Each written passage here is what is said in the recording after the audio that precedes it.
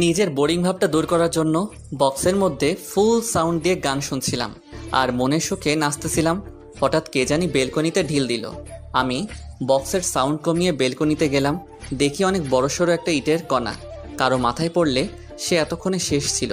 আমি বাইরে তাকিয়ে দেখি পাশের বাড়ির ছাদ থেকে একটা মেয়ে দাঁড়িয়ে আছে, আমার দিকে তাকিয়ে আছে কেমন একটা রাগী ভাব নিয়ে। আমি জোরে বললাম, ঢিল দিয়েছে কে জানেন? জানি। কে? আমি। সাহস কত বড় দেখছেন? নিজে ঢিল মেরে আবার কি করে বলে আমি ঢিল মারছি। বলবো না তো কি করব? তুই যে এত জোরে সাউন্ড দিয়ে গান শুনতেছস আর এদিকে আমার যে ঘুমের সমস্যা হইতেছে সেটা খেয়াল রাখোস। আমি মনে মনে ভাবলাম, আরে এই মেয়ে তো গায়ে পড়ে ঝগড়া করতে আসছে, আমিও কম না, দেখি কতক্ষণ ঝগড়া করতে পারে। আমার ঘরে আমি গান শুনতেছি, তাতে আপনার কি? কি তোর সাহস তো কম না? জানিস আমি কে? কে আবার? যত সব আজ আইরা মেয়ে। তোরা যে বাসাতে থাকো সেটা কার বাসা জানোস? এটা আমার কাকার বাসা। এখন বললে সাথে সাথে তোদের বের করে দিবে। ভাবলাম যদি বলে দেয়, আর যদি বলে বাসা ছেড়ে দিতে, পরে কি হবে? ধুর, আমি হার মানব না, পরেরটা পরে দেখা যাবে। বলেন বলেন, তাতে আমার কিচ্ছু যায় আসে না। বক্স একটা না 10টা লাগিয়ে শুনবো। দাঁড়া, তোরে দেখাচ্ছি মজা। এই বলে আরেকটা ইটের কণা হাতে নিয়ে ঢিল দিয়ে বসলো। আমি প্রস্তুত ছিলাম না, ভাবছিলাম ভয় দেখাবে, কিন্তু না, ডাইরেক্ট মেরে দিল আর সোজা আমার হাতের এক সাইডে গিয়ে লাগলো। সাথে সাথে সেখান থেকে রক্ত বের হওয়া শুরু করলো। আমি দৌড় দিয়ে ঘরের ভিতরে চলে আসলাম, বক্স বন্ধ করে দিলাম। ভাবলাম মেয়েটা মনে হয় পাগল, পাগল না হলে কি করে এভাবে ঢিল মারতে পারে। কেটে যাওয়া অংশটা ধুয়ে স্যাভলন লাগিয়ে ওয়ান টাইম ব্যান্ডেজ লাগিয়ে নিলাম। বেলকনিতে উকি দিয়ে দেখি মেয়েটা আছেনি। দেখি এই কড়া রোদের মধ্যে বসে আছে। পাগল নাকি? থাক, পাগলকে ডিস্টার্ব করে লাভ নেই। ভাবলাম কোনো সুস্থ মানুষ এরকম করতে পারে না। যদি ঢিলটা মাথায় লাগতো তাহলে এতক্ষণে আকাশে থাকতাম। এমন সময় কে জানি দরজায় টোকা দিল। খুলে দেখি মা, বাবা আর ছোট বোন। মা আমার হাতে ব্যান্ডেজ দেখে বলল, কি রে, তোর হাতে ব্যান্ডেজ কেন? আরে দরজার একটু আঁচড় লাগছে।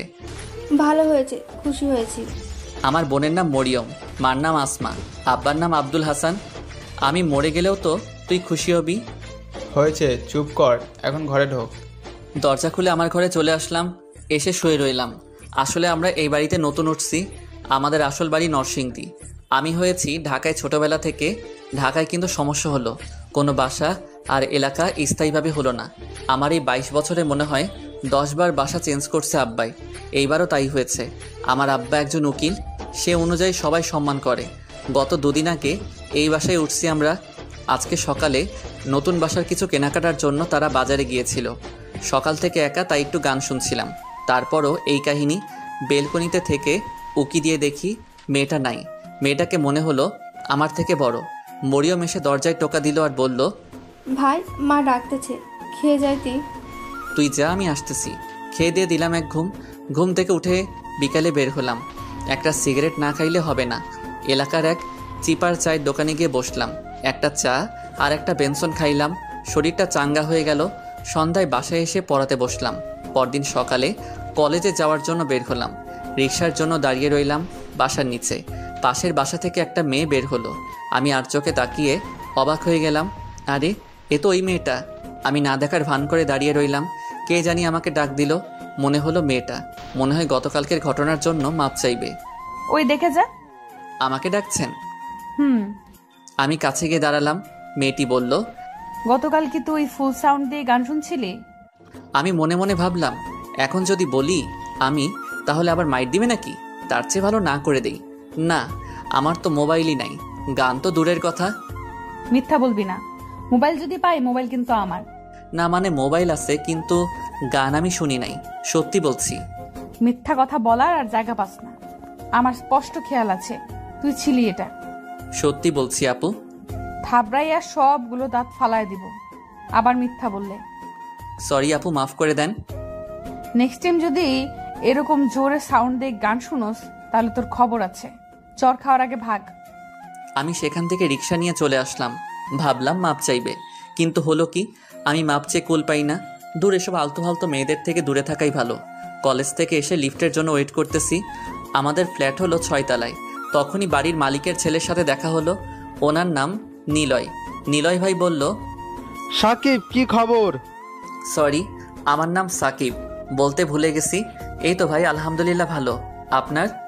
ভালো। কোথায় গিয়েছিলে? কলেজে। তুমি জানি কোনো ইয়ারে? Second year. ভালো করে পড়াশুনো করো। জি ভাই। তুমি বলে জুড়ে সাউন্ড দিয়ে গান শোনো। আরে ভাই, তেমন কিছু না, একটু শুনছিলাম। গান শোনো ঠিক আছে, কিন্তু সাউন্ড কমিয়ে শোনো। পাশের বাড়ি থেকে কমপ্লেন দিয়েছে আমার কাছে। ওকে ভাই। ওকে, যাও তাহলে। আমি রুমে চলে আসলাম। ভাবলাম কি আজব মেয়ে রে বাবা, নিজে কতক্ষণ বকলে আবার বাড়িওয়ালার কাছে বিচার দিল, আবার আমার হাতও ঢিল দিয়ে কেটে ফেললো। এসব ফালতু মেয়েদের থেকে দূরে থাকাই ভালো। আমি পাশের বাড়ির ছাদে তাকিয়ে অবাক হয়ে গেলাম। দেখি ওই মেয়েটা মনের সুখে সিগারেট টানতেছে। আমি মোবাইল দিয়ে ছবি তুলে নিলাম। ভাবলাম পরে ব্ল্যাকমেইল করে কোনো মাইরের জায়গা থেকে বাঁচা যাবে। আমি বেলকনিতে গিয়ে কানে হেডফোন লাগিয়ে গান শুনতে লাগলাম আর মেয়েটাকে দেখতে লাগলাম কি করে। বেলকনিতে গিয়ে আমাকে দেখে সিগারেট খাওয়া বন্ধ করে ফেলে। আমাকে লক্ষ্য করে বলল, কিরে তুই সারাদিন ব্যালকনিতে কি করস? আমি কান থেকে হেডফোন খুলে বললাম, সারাদিন বেলকনিতে মানে? মাত্রই তো আসলাম, আর আমাদের বেলকনিতে আমি আসবো না? না, তুই আসবি না। কেন আসবো না? ভাড়া দিয়ে থাকি না? আমার মুখের উপর তর্ক করস? তর্কের কি আছে? আমাদের বেলকনিতে আমি আসবো না তো কে আসবে? যত সব আজাইরা কথাবার্তা। আপনার নামে বাড়িওয়ালার কাছে বিচার দিব। আমি আজাইরা কথাবার্তা বলি? তো সাহস দেখে আমি অবাক হয়ে যাচ্ছি। তোরে যদি আমি এ বাসা থেকে বের না করি তাহলে আমার নাম সুবর্ণা না। তাহলে মেয়েটির নাম সুবর্ণা। যাই হোক, নামটা পছন্দ হয়েছে। আপনি বালডা ফালাইবেন। আমি বকা দিয়ে সাথে সাথে মুখে হাত দিয়ে বসলাম। কি বললি তুই? কিছু না, বলছি আপনার নামটা অনেক কিউট। ফয়সলামি করস? তুই ভুলে যাস না আমি তোর থেকে বড়। জানি আপু। যা ভেতরে যা, ব্যালকনিতে যেতে না দেখি। ওকে আপু। এই বলে আমি ভিতরে চলে আসলাম। আসলে ওদের বাড়িটা 5 তলা, কিন্তু আমরা থাকি 6 তলা, যার কারণে ওদের ছাদ আমার বেলকনির সমান সমান হয়। আমি বিকালে বের হলাম, একটা চিপা বিচারতেছি সেখানে শান্তিমতো সিগারেটটা খাওয়া যাবে। অবশেষে মনে হলো পাইছি। আমি সোজা চিপাই ঢুকে গেলাম। গিয়ে যা দেখলাম সেটা দেখার জন্য আমি মোটেও প্রস্তুত ছিলাম না। দেখি সুবর্ণা আরেকটা মেয়ে বসে আছে, তারা মনের সুখে সিগারেট টানতেছে। আমাকে দেখে অবাক হয়ে যায়, সাথে সাথে সিগারেট খাওয়া বন্ধ করে ফেলে বলল, কিরে তুই এখানে কি করস? তেমন কিছু না আপু, এলাকাটা একটু ঘুরে দেখছিলাম। এলাকা খুবই ভালো কথা, কিন্তু তুই এই চিপাই কেন? আমি ভাবছিলাম এখান দিয়ে কোনো রাস্তা আছে। আমার তো বিশ্বাস হয় না। এই সাদিয়া ওরে চেক করতো। সাদিয়া চেক করে আমার কাছ থেকে একটা বেনসন পেল। বেনসনটা নিয়ে সুবর্ণার কাছে দিল। সুবর্ণা বলল, আমিও ভাবছিলাম তুই কি করে এত সাধু হতে পারস। আসলে আপু, এটা আমার না, ওই সামনে আমার এক বন্ধুর জন্য কিনছিলাম। চুপ, একদম চুপ। এত মিথ্যা কথা তুই কোথা থেকে বলস? সরি আপু। তুই যে সিগারেট খাস এটা সোজা তোর বাপের কাছে বিচার যাইবে। কিন্তু আপনিও তো খান। আমার সাথে থোর তুলনা? এখন বিচার না দিতে পারি একটা শর্তে। কি? আমাদের দুজনকে তোর খাওয়াতে হবে। আমি এই ফাঁকে ওই দিন যে ছাদে দাঁড়িয়ে সিগারেট টানছিল ওই ছবিটা সুবর্ণাকে দেখাইলাম। সুবর্ণা দেখে কতক্ষণ হাসলো, তারপর নিজের ফেসবুক প্রোফাইলের ছবিগুলো দেখাইলো। দেখে আমি পুরো অবাক। দেখি সুবর্ণা ওপেনলি সিগারেট মুখে নিয়ে ছবি তুলে ফেসবুকে পোস্ট দিয়েছে। তারপর একটা দুইটা না, অনেকগুলো। আমার মুখের অবস্থা দেখে সুবর্ণা বলল, এখন যাবি নাকি তোর বাপের কাছে যাব? যাইতেছি আপু। আমি দোকান থেকে তাদের জন্য আইসক্রিম নিয়ে গেলাম। আইসক্রিম পেয়ে ওদের আনন্দ আর দেখে কে। এতক্ষণে আমার ওই বেনসনটা ওরা সাবার করে ফেলেছে। আমি বললাম, আপু আমি তাহলে যাই। দাঁড়া, আমিও যাব। সাদিয়া জায়গা, পরে কথা হবে। রাস্তায় রাস্তায় হাঁটতে হাঁটতে আমাকে জিজ্ঞেস করলো, কিরে তোর নাম কি? সাকিব। কিসে পড়স? অনার্স সেকেন্ড ইয়ারে। ভালো। এতক্ষণে সে আইসক্রিম খেয়ে শেষ করলো আর বলল, শোন, এখন থেকে আমাকে প্রতিদিন একটি করে আইসক্রিম খাওয়াতে হবে, না হলে তোর বাপের কাছে বলে দিব। আমি এমন কথা শুনে অবাক হয়ে দাঁড়িয়ে রইলাম। আমার অবস্থা দেখে সুবর্ণা হেসে শেষ। আমি তার হাসির দিকে অবাক হয়ে তাকিয়ে রইলাম। এটা কোনো মেয়ে হাসছে নাকি কোনো পরী হাসছে সেটাই ধরা মুশকিল। হাসতে হাসতে বলল, আরে মজা করছিলাম। মজা তো করবেনি, এখন একটা দোষ পাইছেন না? ওই দেখ তোর বাপ, এখন কিন্তু গিয়ে বলবো। দেখি আব্বা কার সাথে জানি কথা বলতেছে, কিন্তু সুবর্ণা আপু জানলো কি করে এইটা আমার আব্বা? না আপু প্লিজ বললেন না, আপনি যা বলবেন তাই খাওয়াবো। ভয় পাস না, যা, বলবো না। ধন্যবাদ আপু, আর ভুলেও আপনার সামনে পড়ব না বলে দিলাম এক দৌড়। দৌড়ে বাসায় চলে আসলাম। কিছুক্ষণ পড়ালেখা করলাম। কিছুক্ষণ পর মরিয়ম একটা অঙ্ক নিয়ে আসলো, ওইটা সমাধান করে দিতাম। সে এবার জেএসসি দিবে। আমি তাকে কিছুক্ষণ বুঝাইয়া অঙ্কটা সমাধান করলাম। যাওয়ার সময় বলল, ভাই 100 টাকা দে তো। 100 টাকা দিয়ে কি করবি? দে তুই, মজা খামো। বাইরে জিনিস খাইলে পেটে অসুখ করবে, যা ভাগ। দে ভাই। দাঁড়া, তোর মানি ব্যাগ কই? মানি ব্যাগ আমার টেবিলের উপরে ছিল। ওইখান থেকে মানি ব্যাগ নিয়ে মানি ব্যাগ থেকে 100 টাকার নতুন নোটটা নিয়ে মানি ব্যাগে ঢিল দিয়ে ভেঙচি মেরে চলে গেল। আমি কিছু বলারও টাইম পাই নাই। আমি ইশারার নামাজ পড়ে ফেসবুকিং করছিলাম।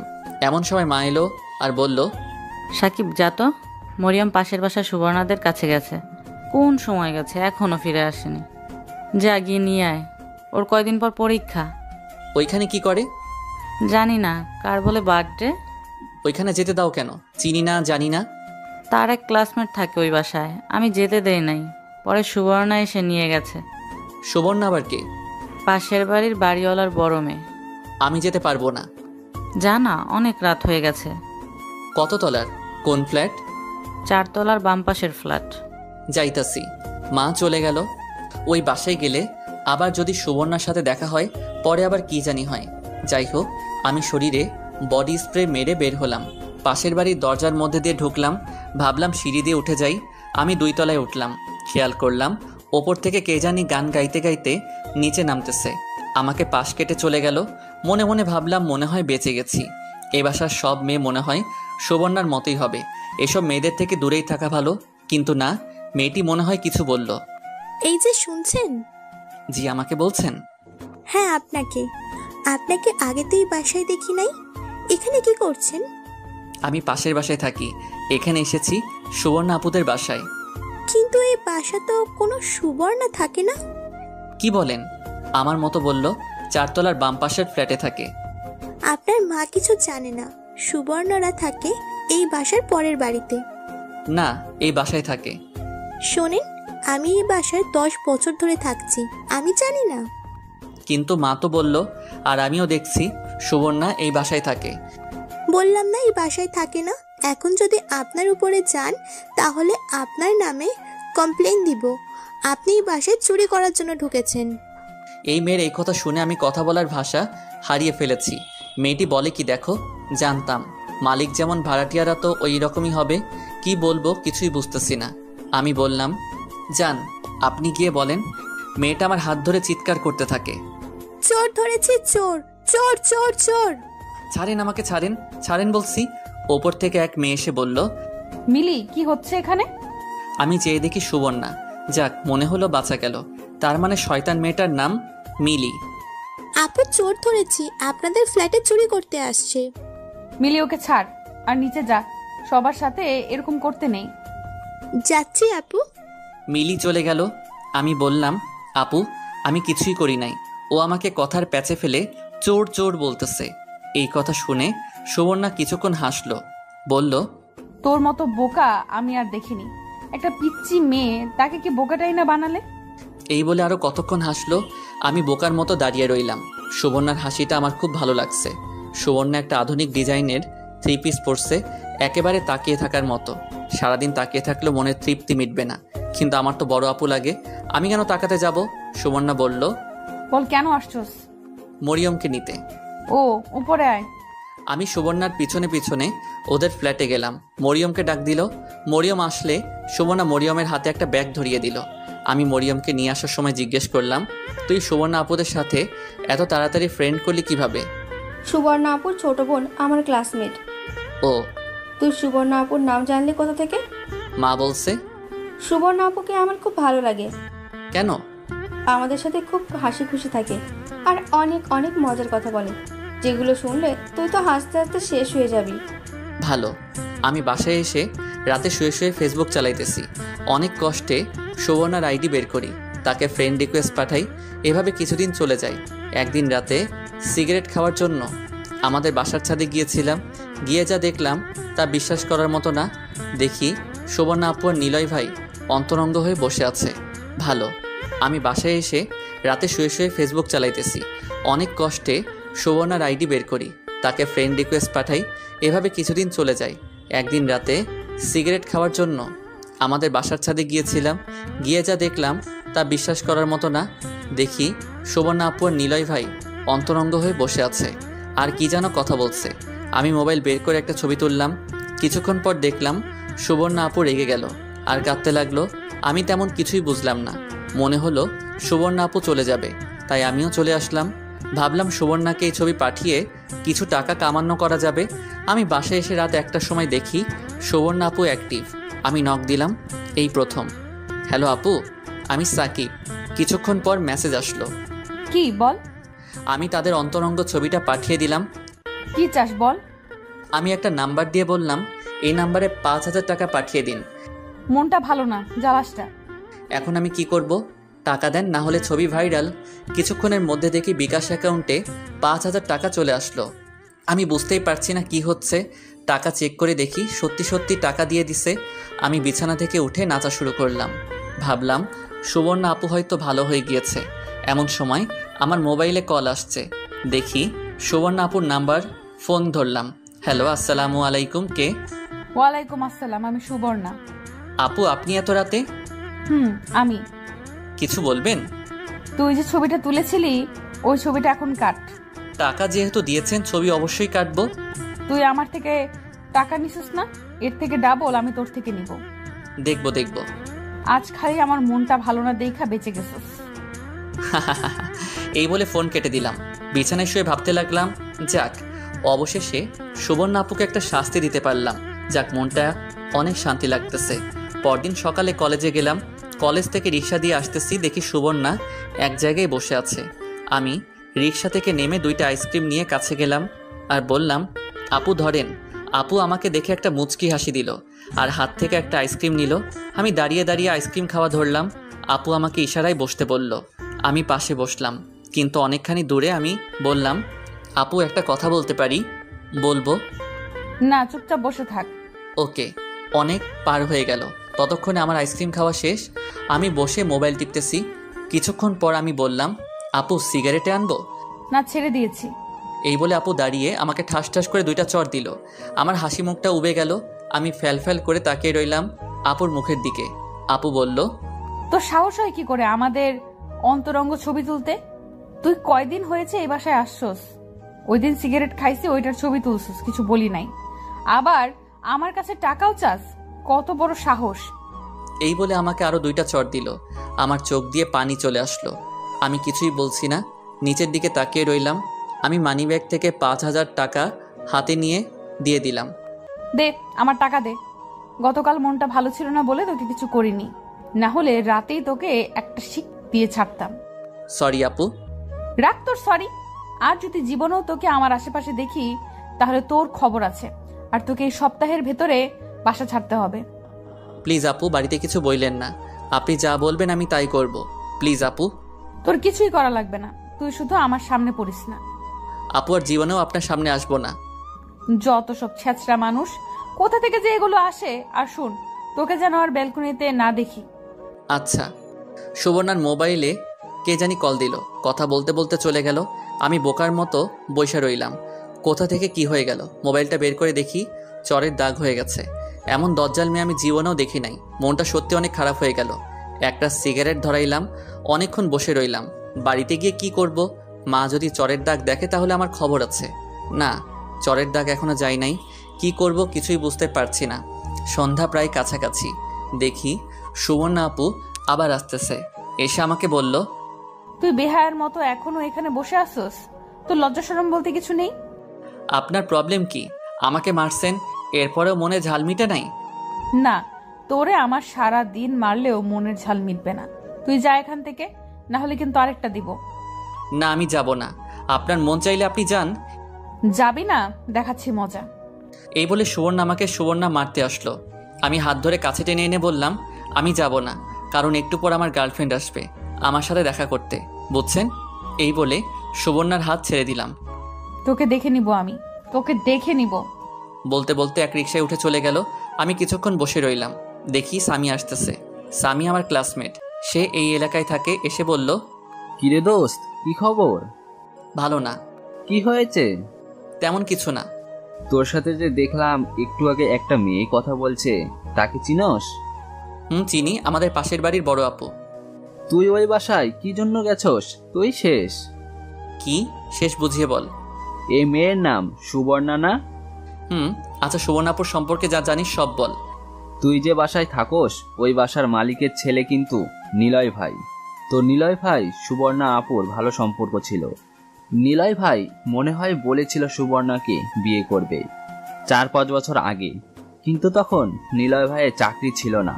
বলছিল সুবর্ণা ওয়েট করবে নিলয়ের জন্য, কিন্তু এই কিছুদিন আগেই নিলয় ভাইয়ের একটা ভালো চাকরি হয়েছে। এখন বলে নিলয় আর সুবর্ণাকে বিয়ে করবে না, কারণ সুবর্ণার বলে বয়স বেশি হয়ে গেছে। তাহলে এই ব্যাপার? কিন্তু তুই কি করে জানলি এত কথা? আমি মনে মনে এই কারণে সুবর্ণা আপু এরকম খিটখিটে খারাপ মেজাজ দেখায়। আমার মা আর নিলয় ভাইয়ের মা বান্ধবী, যার কারণে মা মাঝে মাঝে তাদের বাসায় যায়। ও দোস্ত, সুবর্ণার চেহারা কিন্তু অনেক সুন্দরী, তুই দেখ চান্স নিতে পারস কিনা। আমি এই জীবনে অসম্ভব। আমি তাকে আমার গাল দেখিয়ে বললাম, দেখছস কি করছে আমাকে? আরে ভাই রাগ করস কেন? তোর বড় না, তোর ওপর একটু অধিকার খাটাতে আসবেই। আরে জ্ঞানী, বস তো লাস্টের বেঞ্চে ফেল করস প্রতি ইয়ারে, এখন আইসা আমার জ্ঞান দিতে। কথাটা কিন্তু খারাপ ছিল না। সিগারেট খাবি? দে। আমি আর স্বামীর সিগারেট খেয়ে আমি বাড়িতে চলে আসলাম। কোনো রকম শুধু নিজের ঘরে ঢুকে দরজা বন্ধ করে দিলাম। মাকে বলে দিলাম খাবো না। রাতে কিছুক্ষণ পরে ঘুমিয়ে গেলাম। মনে করেন আপনি একটা ছেলের জন্য 4-5 বছর ধরে ওয়েট করতেছেন সে আপনাকে বিয়ে করবে বলে, কারণ আপনি তাকে ভালোবাসেন। এখন 5 বছর পর বলে সে আপনাকে বলে যে আপনাকে বিয়ে করতে পারবে না, কারণ আপনার বয়স বেশি হয়ে গেছে। সুবর্ণার ক্ষেত্রে সেটা হয়েছে। নীলের জন্য সে তার অর্ধেক জীবন দিয়ে দিচ্ছে। সুবর্ণার বয়স 25 বছর। এতদিন তাকে কত মানুষ দেখতে আসলো, নীলের জন্য সে তাদের না করে দিয়েছে। আর ফ্যামিলির কত বকা, কত কথা শুনেছে সুবর্ণা, কিন্তু ওই দিন রাতে নীলই কথা শুনে সুবর্ণা অবাক হয়ে যায়। নীলই বলে তাকে বিয়ে করতে পারবে না। এই কথা শুনে সুবর্ণা অনেক কাঁদে। নীলই যে তার সাথে এমন একটা চিট করবে সেটা সে কল্পনাও করতে পারেনি। নীলই তার জীবনটা শেষ করে দিয়েছে, কিন্তু সুবর্ণা এখনো আশা ছাড়েনি। একজন না একজন সুবর্ণার জন্য আসবে। অনেকদিন ধরে সুবর্ণার পাশের বাড়ির এক ভাড়াটিয়া অনেক জ্বালাচ্ছে। গতকাল রাতে সাব্বির নখ দিয়ে একটা ছবি পাঠিয়ে বলে 5,000 টাকা দিতে। কিছুক্ষণ আগে নীলের সাথে সম্পর্ক শেষ করে আসছে, যার কারণে মনটা খুব খারাপ ছিল। তাই কোনো চিন্তা ভাবনা না করে টাকা দিয়ে দিয়েছিল। কিন্তু আজকে সুবর্ণা তাকে ইচ্ছে মতো ধুলাই দিয়েছে। পিচ ছেলে কথা বেশি বলে, আরেকদিন সামনে আসুক আচ্ছা মতো আরও ধুলাই করে দিবে। এমন সময় সুবর্ণার মা ঘরে প্রবেশ করলো। সুবর্ণা খেয়াল করলো তার মার চোখ মুখ রাগে আগুন জ্বলছে। দিলি তো সব শেষ করে? কি শেষ করলাম? এতদিন তুই নিলয়ের জন্য তুই সব শেষ করে দিলি, কোনো লাভ হলো? আর তুই আমাদের মান সম্মান সব শেষ করে দিলি। নিলয় যে এত বাটপারে চিটারি করবে আমার সাথে, সেটা কি আমি জানতাম? তোরে কতবার বলেছিলাম বিয়েটা করেন, শুনলেন না আমার কথা? পাড়ার মানুষের সামনে মুখ দেখাবো কি করে? আমার কিছু করার আছে এখানে? তুই কি করবি? সব জ্বালা আমার। যদি আমার কথা মতো বিয়ে করতি তাহলে আজ আমার একটা ভোগান্তি পোহাতে হতো না। আর যাতে নিলয়ের আশেপাশে তোকে না দেখি, আল্লাহ আল্লাহ কর যাতে তোকে কেউ দেখতে না। সব শেষ করলি তুই। এই বলে সুবর্ণার মা বের হয়ে গেল। সুবর্ণার মনটা খারাপ হয়ে গেল। ধুর, আর ভালো লাগে না কিছু। যাই ছাদ থেকে ঘুরে আসি। ছাদে এসে এক কর্নার বসে মোবাইল টিপছিল। এখন একটা সিগারেট অনেক মিস করছি সুবর্ণা। সাব্বিরদের ফ্ল্যাটের দিকে তাকিয়ে দেখে সাব্বির বারান্দায় বসে গিটার বাজাচ্ছে। সাব্বির সুবর্ণাকে দেখে চলে যায়। সুবর্ণা হেসে শেষ। ছেলেটা মনে হয় সত্যি অনেক ভয় পেয়েছে। সুবর্ণা বাসায় এসে ঘুমিয়ে যায়। আমি পরদিন সকালে কলেজে গেলাম। কলেজে গিয়ে সামিরের সাথে দেখা। কিরে খবর কি? ভালো, চল ওই জায়গায় বসি। চল। আমি আর সামি একসাথে বসে কথা বলতেছি, এমন সময় দেখি সামির গার্লফ্রেন্ড আসছে, সাথে আরেকটি মেয়ে। আমাকে দেখে সালাম দিল। আমি সালামের উত্তর দিলাম। সামির গার্লফ্রেন্ডের নাম জাকিয়া। জাকিয়া বলল, সামি, এ হলো নাদিরা, আমার কাজিন। সেই কলেজে নতুন আসছে। ভালো। সামি তোরা কথা বল, আমি যাই। আরে বস না, আমিও তো যাব। ওকে। সামি আর জাকিয়া উঠে চলে গেল। একটু দূরে গিয়ে বসলো। নাদিরা বলল, ভাইয়া বসতে পারি? বসেন। আমার একটু কাজ আছে, আমাকে এখন যেতে হবে। এই সামি, যাই, পরে কথা হবে। আমি রিক্সা দিয়ে বাসায় আসতেছি, এদিক ওদিক তাকিয়ে দেখলাম একটা ব্যাংক। মনে হলো, আরে আমার তো কোনো ব্যাংক অ্যাকাউন্ট নাই, যাই ব্যাংক থেকে ঘুরে আসি। রিক্সা দাঁড় করিয়ে ব্যাংকে ঢুকে গেলাম। তাকিয়ে দেখি অনেক মানুষ। কার কাছে যাব? সামনে একজনকে বললাম, ভাই আমি নতুন একটা ব্যাংক অ্যাকাউন্ট খুলব। 3 তলায় জমির ভাইয়ের সাথে দেখা করেন। আমি 3 তলায় এসে জমির ভাইয়ের টেবিল খুঁজে বের করলাম। দেখি অনেক মানুষ। কি করব? আমি 2-1জনকে টপকিয়ে বললাম, ভাই নতুন একটা অ্যাকাউন্ট খুলব। এখান থেকে 4 টেবিল পরে। আমি 3টা টেবিল পাস করে দেখলাম 4 নাম্বার টেবিলটা অনেক দূরে, কিন্তু টেবিলটা খালি। আমি টেবিলের কাছে গিয়ে একটা চেয়ারে বসে পড়লাম। অনেকক্ষণ হয়ে গেল, কেউ আসছে না। ভাবলাম চলে যাব এমন সময় একটা মেয়ে এসে বলল, কি লাগবে বলেন? আমি তাকিয়ে অবাক না হয়ে পারলাম না। দেখি সুবর্ণা আমার সামনে দাঁড়িয়ে আছে। এখন কি করব? আমি চেয়ার থেকে উঠে চলে আসতে লাগলাম। ওই দাঁড়া, কোথায় যাস? এখানে আয়। আমি আবার কাছে গেলাম, চেয়ারে বসলাম। কি জন্য আসছস? একটা অ্যাকাউন্ট খুলব, জমির ভাই পাঠাইছে। কার জন্য? আমার জন্য। এই নে ফর্ম, আগামীকাল এটা পূরণ করে নিয়ে আসবি। রাখেন আপনার ফর্ম, আমি আর ব্যাংকের মুখই দেখব না। তোরে বলছি না ফর্ম আনতে? ফর্ম পূরণ করবি, সাথে তোর আইডি কার্ডের ছবি নিয়ে আসবি। ওকে, এখন আমি যাই। এই বলে সোজা আমি বাসায় চলে আসলাম। আগে যদি জানতাম এখানে সুবর্ণা চাকরি করে, তাহলে সেখানে আমি জীবনেও যাইতাম না। এখন সামনে পড়লে আবার একটা ঝামেলা করবে, আর ভুলেও সুবর্ণার সামনে পড়া যাবে না। এভাবে অনেক দিন চলে গেল। একদিন নিলয় ভাই এসে তার বিয়ের কার্ড দিয়ে গেল। দেখি আর 1 সপ্তাহ পর নিলয় ভাইয়ের বিয়ে। সুবর্ণা বেচারি মনে হয় কেঁদে কেঁদে শেষ। ঠিকই আছে, এটা তার প্রাপ্য। আমাকে অনেক জ্বালাইছে। আমি বিকালে বেলকনিতে গিয়ে গিটার বাজাইতেছি। নিচে তাকিয়ে দেখি সুবর্ণা এসেছে। আমাকে লক্ষ্য করে বলল, কিরে কি করিস? গিটার বাজাই। পরে তুই আর ব্যাংকে যাস নাই কেন? আপনি তো বলছিলেন আপনার সামনে না পড়তাম। আরে মজা করছি। মজা করছেন? সামনে পড়লে পরে আবার মারতেন। আরে মারতাম না, তুই নিচে আয়, তোর সাথে এক জায়গায় যাব। না, আমি আপনার সাথে কোথাও যাব না। না গেলে পরে খবর আছে। ভালো হয়েছে, আপনার সাথে কোথাও যাব না। আয় প্লিজ। আসবো একটা শর্তে। কি? আমাকে মারতে পারবেন না। ওকে, মারবো না। আমি রেডি হয়ে নিচে গিয়ে দাঁড়ালাম। দেখি সুবর্ণা আসলো। আমি বললাম, কোথায় যাবেন আপু? চল দেখি কোথায় যেতে পারি। সুবর্ণা রিক্সা ডাক দিতে যাবে। আমি বললাম, আপু আমি রিক্সা দিয়ে যাব না। তো কিভাবে যাবি? হেঁটে যাব। তুই এতখানি রাস্তা হেঁটে যাবি? আচ্ছা রিক্সা 2টা নেন। আমি তো 2টাই নিতাম। তোর মতো আবালের সাথে কে বসবে? সুবর্ণার এমন কথায় আমার মনের মধ্যে আঘাত লাগলো। আমার হাসি মুখটা কালো হয়ে গেল। কথাটা অন্যভাবে বলতে পারত, যেমন, ওকে তুই যখন আমার সাথে বসবি না তাহলে 2টাই নেই। এইভাবে কথাটা বলতে পারত। মনটাই চাচ্ছে সুবর্ণার সাথে কোথাও না যাইতে। সুবর্ণা বলল, কিরে যাবি নাকি? রিক্সায় ওঠ। আমি রিক্সায় উঠলাম। মনটাই চাচ্ছে না কোথাও যাইতে। কিছুক্ষণ চলার পর একটা ফোন আসলো। ধরে দেখি সামি। কিরে তুই কই? কেন? এলাকার পাশে একটা বাগান আছে না, ওইখানে আয়। না রে দোস্ত, আসতে পারবো না। আয় না বেটা, অনেক মজা হবে। আমি আছি, জাকিয়া আছে, নাদিয়াও আছে। না রে দোস্ত, এখন আসতে পারবো না। আমি এক জায়গায় যাইতেছি। তুই কোথায় যাইতাছস? জানি না, একটু পরে ফোন কর। আমি রিক্সা থেকে নেমে সুবর্ণাকে জিজ্ঞেস করলাম, আপু কোথায় যাইতেছেন? কেন? তোকে বলছি না আমার সাথে আসতে? না, বলেন কোথায়? ওই যে সামনের বাগানে। ওকে। সামিকে ফোন দিয়ে বলে দিলাম আমি আসতেছি। তো সেখানে চলে আসলাম। দেখি সামিরা এক জায়গায় বসে আড্ডা দিতেছে। আমি সুবর্ণাকে বললাম, ওই যে আমার বন্ধুরা, আপনি একটু ঘুরেন, আমি তাদের সাথে কথা বলে আসি। না, ওদের সাথে পরে যাস। চল এদিকটা থেকে হেঁটে আসি। প্লিজ আপু, একটু দাঁড়ান, তাহলে আপনিও চলেন। না, আমি যাব না। 2 মিনিটের ভেতর কাজ শেষ কর। ওকে। আমি সামিদের কাছে চাই। সামি বলল, দোস্ত আসতেছ, বস। না রে, সুবর্ণা আপু আসছে। কি বলবি বল। আরে তারে আবার নিয়ে আসতে গেলি কেন? সেই তো আমাকে এখানে নিয়ে আসলো।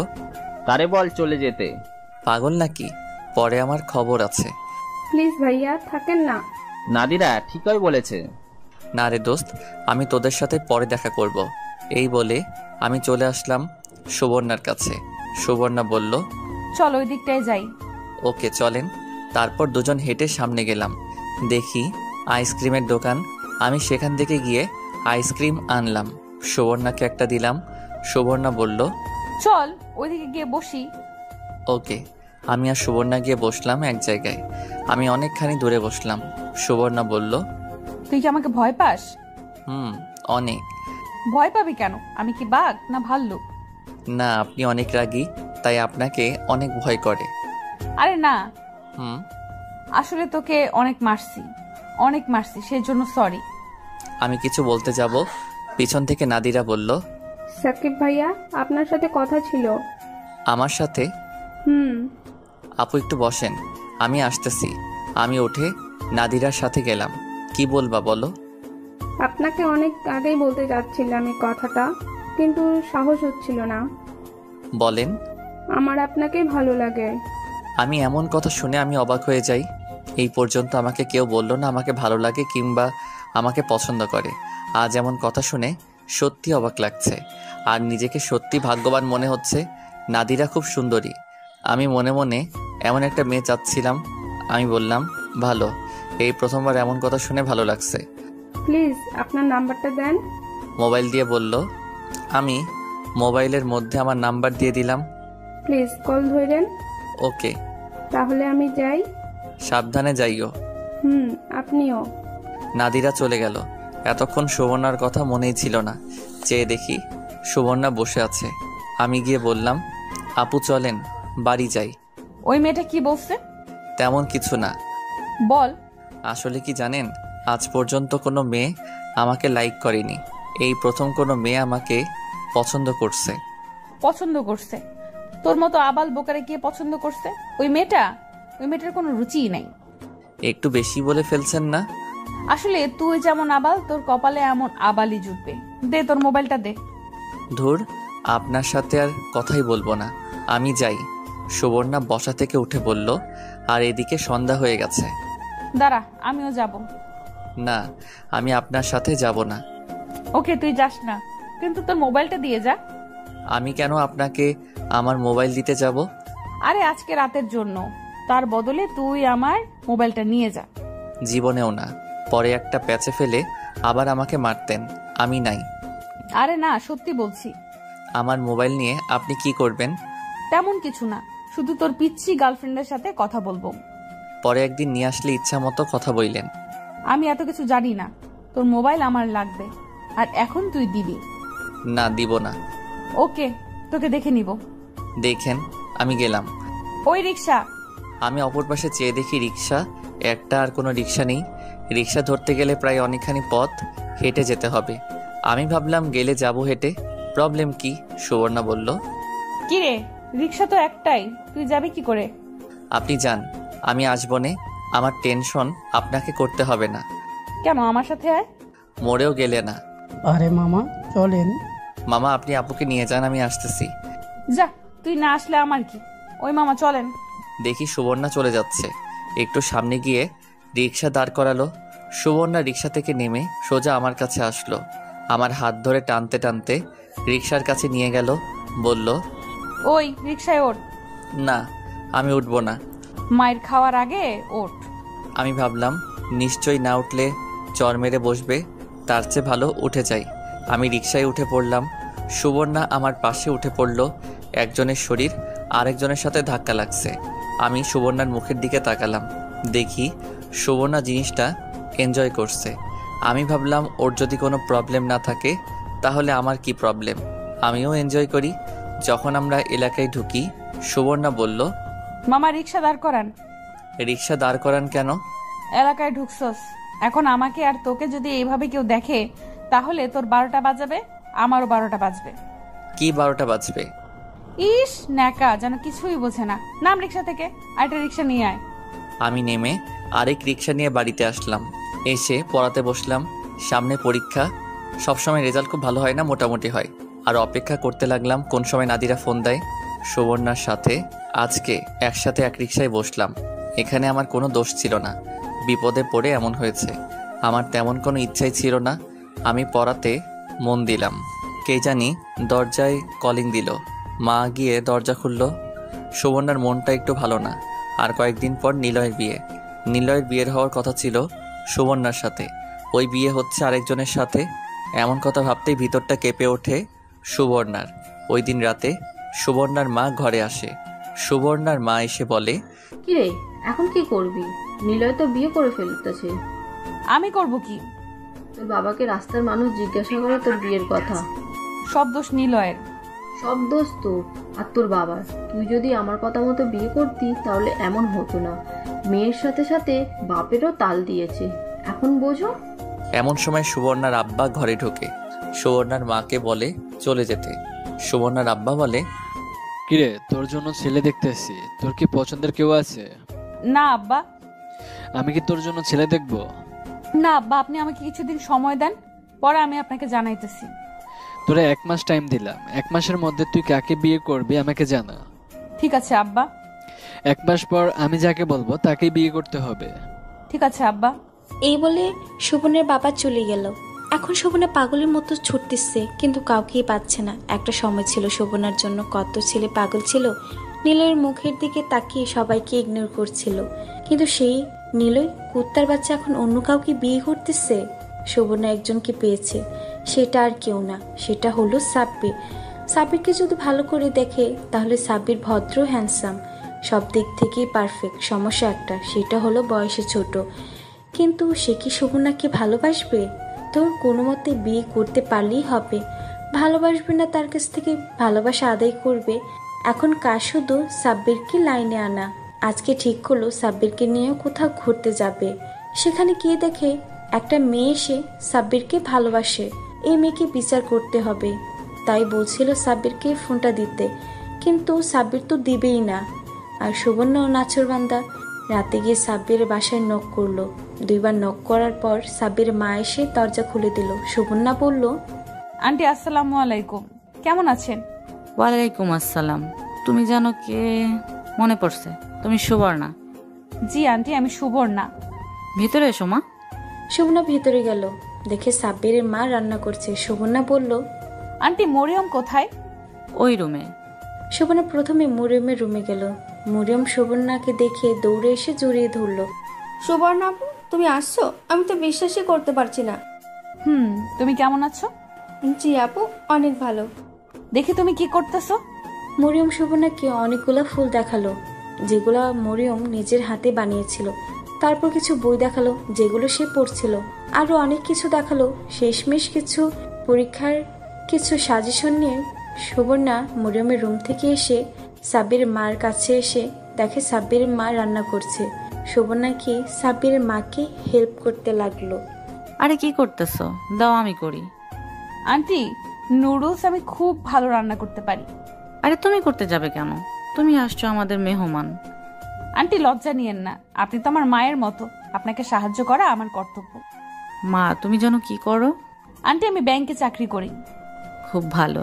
আর আমার পোলায় সারাদিন ঘুরে খায় আর পরীক্ষায় ফেল করে। সাকিবের কথা বলেন, ও তো খুব ভদ্র, আমার সাথে খুব ভালো ব্যবহার করে। যাও এই নুডলসটুকু সাকিবকে দিয়ে আসো, আর এটা মরিয়মকে। আন্টি আঙ্কেল বাসায় নাই? না এখনো আসেনি। ও ওকে, দিন, আমাকে দিন। সুবর্ণা মরিয়মকে দিয়ে আমার ঘরে গিয়ে টোকা দিল। আমি ভাবতেছি কে আসলো, কণ্ঠ চেনা চেনা লাগতেছে। দূর, সেসব দেখে লাভ নাই, আমার পড়া আমি পড়ি। একটু পর কে জানি দরজায় টোকা দিল। আমি বললাম ভিতরে আসেন। ভিতরে দেখি সুবর্ণা প্রবেশ করলো। সুবর্ণাকে দেখে আমি অবাক। আমি বললাম, আপনি এখানে? চুপ, এনে নুডলস খা। খাবো না। আমি দিছি না, তোর মা দিছে। আপনি আমাদের বাসায় কি করছেন? এসেছি তোর মার সাথে কথা বলতে। মার সাথে কি বলবেন? বলবো তুই আজকে একটা মেয়ের থেকে প্রপোজ পাইছিস এবং তোর নাম্বার নিয়েছে। তোরা আজকে রাতে কথা বলবি আর বানিয়ে বানিয়ে বলবো তুই মেয়েকে কিস করেছিস। তোরা একসাথে অনেক জায়গায় যাওয়ার প্ল্যান করছিস। এমন কথা শুনে আমি স্তম্ভিত। সুবর্ণা বলে, কি? আপনি কি চান? তোর মোবাইল। আমি হেসে বললাম, এটা আমাকে আগে বললে হতো না? এই জন্য এসব মাকে বলতে যাবেন কেন? তোর মোবাইল রেডি কর, আমি যাওয়ার সময় নিয়ে যাব। কিন্তু আপনিও তো বলছিলেন আপনার মোবাইলটা আমাকে দিবেন। এই নে ধর, লক 2580। নুডলস খা। ওকে। এই বলে সুবর্ণা চলে গেল, কিন্তু আমার ভিতর থেকে ভয় যাচ্ছে না। যদি বলে দেয় সুবর্ণা মাকে, তাহলে আব্বার কানে গেলে আমাকে বাড়ি থেকে বের করে দিবে। এমনিতেই পরীক্ষার রেজাল্ট ভালো না, আবার যদি শুনে আমি এগুলো করি। আমি আরিপিতে শুনতে লাগলাম সুবর্ণা মাকে কি বলে। দেখি সুবর্ণা আর মা একসাথে বসছে নুডলস খাওয়ার জন্য।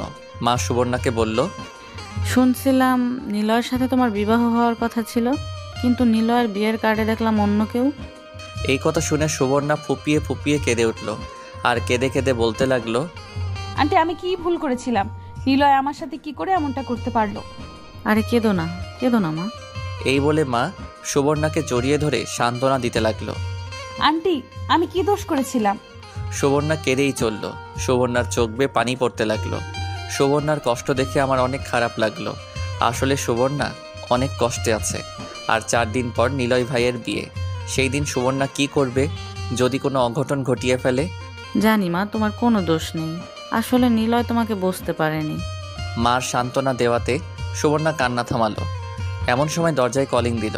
মা গিয়ে দরজা খুলল, দেখি আব্বা আসছে। আব্বাকে দেখে সুবর্ণা মাথায় কাপড় দিল আর সালাম দিল। আব্বা বলল, তুমি জানো কে? ও পাশের বাড়ির সুবর্ণা। তুমি কেমন আছো?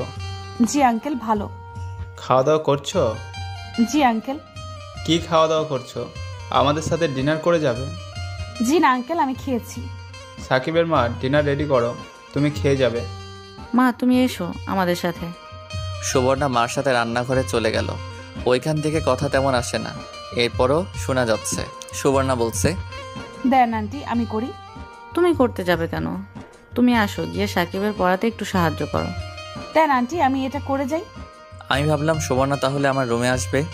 আমি সুবর্ণার মোবাইল টিপতে লাগলাম। উড়াধুরা কতক্ষণ ছবি তুললাম। সুবর্ণার মোবাইল আমার থেকে অনেক ভালো আর দামি। এমন সময় সুবর্ণা ঘরে প্রবেশ করলো আর বলল, কিরে পড়ালেখা কেমন চলছে? ভালো। ভালো না চাই? আপু আপনার মোবাইলের সাথে আমার মোবাইল চেঞ্জ করবেন? আমার মোবাইল তোর পছন্দ হয়েছে? যা, আজ থেকে আমার মোবাইল তোর। সত্যি? আরে মজা করছিলাম, আমার এত লোভ নাই। তুই না বললি ব্যাংক অ্যাকাউন্ট খুলবি? ইচ্ছা ছিল, কিন্তু আপনি তো আমাকে মেরেই ফেলতেন যদি আপনার সামনে পড়তাম। তোরে বলেছে, দে তোর ফর্মটা। ফর্মটা নিয়ে কি জানি করলো আর বলল আইডি কার্ডের ফটোকপি দিতাম। ফর্মটা নিয়ে আর কলম নিয়ে মোবাইল নিয়ে মার কাছে গেল। কিছুক্ষণ পর ফিরে আসলো আর বলল, তুই কিছুদিন পর গিয়ে ব্যাংক থেকে ক্রেডিট কার্ড নিয়ে আসবি। ওকে আপু। দেখি তুই কি পড়াশোনা করতেছিস। সুবর্ণা আমার বই নিয়ে দেখতে লাগলো। সুবর্ণা এটা সেটা জিজ্ঞেস করতে লাগলো। আমি সুবর্ণার মুখের দিকে তাকিয়ে রইলাম। আসলে সুবর্ণা অনেক সুন্দরী। কেন জানি মনে হচ্ছে সুবর্ণার মতোই একটি মেয়ে আমি খুঁজতেছিলাম। ঠোঁটে হালকা লিপস্টিক, মুখে তেমন মেকআপের ছোঁয়া নাই, তেমন মোটা না আবার তেমন চিকনো না, বলা যায় মাঝামাঝি। বয়সের তুলনায় একদম পারফেক্ট, কিন্তু সমস্যা একটা রয়েই যায়। আমার থেকে বড় যদি ভালোবাসার কথা বলি, না জানি আমাকে খুন করে ফেলে। তার চেয়ে ভালো সেই মিষ্টি মেয়ে নাদিরার সাথে প্রেম করা। কিরা আমার দিকে তাকিয়ে কি ভাবতেছস? না, ভাবতেছি আপনি অনেক সুন্দরী। কি বললি আবার বল। কিছু না। সুবর্ণা বসা থেকে উঠে আমার কাছে আসলো, বলল, এবার বল। আমি আপুর কানের কাছে গিয়ে বললাম, আপু আপনি অনেক সুন্দরী। এই বলে আমি দৌড় দিয়ে বাথরুমে চলে গেলাম। কিছুক্ষণ পর বের হলাম, দেখি মা ডাকছে খাওয়ার জন্য। আমরা সবাই মিলে ডিনার করলাম, সাথে সুবর্ণাও। ডিনার শেষ করার পর আব্বা বলল সুবর্ণাকে বাসায় দিয়ে আসতে। আমি আর সুবর্ণা লিফটে উঠলাম। লিফটে উঠে সুবর্ণা বলল, আসলে আমি একটু সুন্দরী না। যদি এতই সুন্দরী হতাম তাহলে নিলয় আমার সাথে এমন করবে কেন? তা জানি না। দে তোর নাম্বার দে। আমি আমার মোবাইল দিয়ে দিলাম। আমি সুবর্ণাকে বাসায় দিয়ে আসলাম। বাসায় এসে শুয়ে শুয়ে সুবর্ণার ফেসবুক আইডি দেখতেছিলাম। দেখি তার সিগারেট খাওয়া ছবিগুলো। কোনো কিছুই না ভেবে সবগুলো ছবি ডিলিট করে দিলাম। না জানি পরে কি করে। দূর দেখা যাবে। সুবর্ণা মোবাইল নিল কি জন্য সেটাই তো বুঝলাম না। রাতে তো নাদিরার ফোন দেওয়ার কথা, তাহলে কি নাদিরার সাথে কথা বলার জন্য নিয়েছে? ঘুমাই। সকালে ঘুম থেকে উঠে কলেজে গেলাম। গিয়ে স্বামীর সাথে দেখা। স্বামী বলল, তোর মোবাইল সুবর্ণার কাছে দিয়েছিস কেন? আমি দিতে চাইনি, জোর করে নিয়েছে। তুই জানলি কি করে? জানবো না? রাতে নাদিরা তোর মোবাইলে ফোন দিছিল, পরে সুবর্ণা ধরে নাদিরাকে অনেক বাজে কথা বলছে যদি তোর আশেপাশে তারে দেখে তার খবর আছে। মেয়েটি খুব আশা করে তোকে বলেছিল। আমি যদি জানতাম এরকম কিছু হবে তাহলে জীবনেও দিতাম না। আর সুবর্ণা আমাকে থ্রেট দিয়েছে, যদি মোবাইল না দেই তাহলে বলে দিবে আমার আর নাদিরার কথা। কি বলবে? তোদের তো আগামীকাল দেখাই হলো, আর প্রথম কথা বললি। সুবর্ণাকে তুই চিনিস না, ও বানিয়ে বানিয়ে কত কিছু বলতো। দেখ কখন থেকে কাঁদতাছে। দেখি সত্যি সত্যি নাদিরা কাঁদতেছে। তার কাঁদা দেখে আমারও খারাপ লাগছে। এখন আমি কি বলবো? তুই গিয়ে সরি বল। ওকে সরি বলবো, কিন্তু তুই নাদিরাকে বলে দিস ও যেন আমাকে আর কল না দেয়। ওকে বলে দিব, তুই এখন গিয়ে সরি বল। আমি গিয়ে নাদিরার কাছে সরি বললাম। সুবর্ণা কাজটা কি করলো? মেয়েটির সাথে কি বাজে ব্যবহারটাই না করলো। আমি রিক্সা দিয়ে আসার সময় দেখি সুবর্ণা তার ব্যাংকের সামনে বসে আছে। আমি কাছে গিয়ে দাঁড়ালাম। সুবর্ণা বলল, তুই আসছস? বস। আপনি নাদিরাকে কি বলছেন? যা বলার বলছি। দেন আমার মোবাইল দেন। নে তোর মোবাইল, আমার মোবাইল দে। আপনার বাজে ব্যবহারের কারণে আমাকে নাদিরার কাছে সরি বলতে হয়েছে। ভালো হয়েছে। আর আপনার সাথে কোনো কথা নাই, আমাদের বাসায় আর যাবেন না। তোর বাসায় যাওয়ার জন্য আমি পড়ে রয়েছি। তুই কিন্তু আমার সাথে বাজে ব্যবহার করতেছস। আপনি যেমন আপনার সাথে তেমনই করব। আমি কেমন? আমি কানে কানে গিয়ে বললাম, একটা ফালতু মেয়ে। এই বলে আমি হাঁটা ধরলাম। আমি সোজা বাসায় চলে আসলাম। নিলয় ভাইয়ের বিয়ে উপলক্ষে পুরো বাড়ি সাজানো হয়েছে। নিলয় ভাইয়ের বিয়ে উপলক্ষে অনেক অতিথি বাড়িতে আসা যাওয়া করছে, কিন্তু আমার মন একটু ভালো না। কারণ হলো সুবর্ণার জন্য মনটা কেমন একটা টান অনুভব করছে, যদিও আমার থেকে বড়। পরদিন নিলয় ভাইয়ের গায়ে হলুদ। জানি না সুবর্ণা কি করছে, নিশ্চয়ই ঘরে বসে কাঁদতেছে। পরদিন ভাবছিলাম সুবর্ণার সাথে দেখা হবে, কিন্তু না, রাতে বেলকনিতে বসে আছি। একটু পর দেখি সুবর্ণা ছাদে এসে এক কোনায় বসে পড়ছে। ভাবলাম নিশ্চয়ই সুবর্ণার মনটা খারাপ। আমি ডাক না দিয়ে ওদের বাসার ছাদে গেলাম। গিয়ে সুবর্ণার কাছে গেলাম। দেখি সুবর্ণা শাড়ি পরছে। কিছুটা অন্ধকার, কিন্তু বোঝা যাচ্ছে সব কিছু। এত সুন্দরই লাগছিল সুবর্ণাকে। আমি বললাম, আপু আমি সাকিব, কেমন আছেন? ভালো না রে। কেন, মন খারাপ? আমি ভালো করে তাকিয়ে দেখি সুবর্ণার চোখে পানি। আমি গিয়ে পাশে বসলাম। নিলয় ভাইয়ের জন্য মন খারাপ হচ্ছে। সুবর্ণা আমার গেঞ্জির কালার ধরে বলল, চুপ, ওই হারামির নাম আমার মুখের সামনে আনবি না। ওকে। তুই আমার থেকে কত বছরের ছোট? জানি না। আমার মতে তুই আমার থেকে 3 বছরের ছোট। হয়তো। তুই তো আমার ছোট ভাই। জি আপু। আমি তোকে একটা কথা বলতে চাই। বলেন।